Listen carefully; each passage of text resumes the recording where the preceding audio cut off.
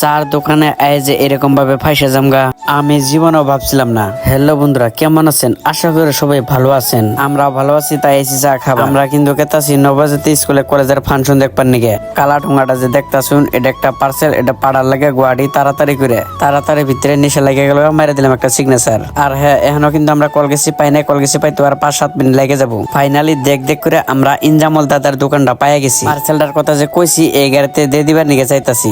গাড়িওয়ালা পার্সেলটা নিল না, তাই আয়ে পড়লাম বাড়ি ফিলে। আমরা কিন্তু ফাংশনেও গেলাম না। ফাংশনে না যায় আয়ে পড়লাম সব আমি দে। সবাই আয়ে দেখি একটাই দোকান আছে, তাও খেলনা বস্তুর দোকান। ব্যক্তি মেলা অল্প ঘোরাঘুরি করলাম। ঘোরাঘুরি শেষ হলো, তাই এলাম উজু করতে।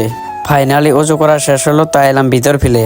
ব্যক্তি মেলা মনোযোগ দিয়ে একবার শুনলাম। আর হ্যাঁ, আন্না করে অল্প দেহা পানিকে চেষ্টা করলাম কিরকম মানুষ হয়েছে না হয়েছে।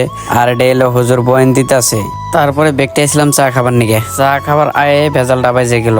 আজকের ভিডিও এই তুই love you, I love you. ভালো লাগলে ফলো করেন।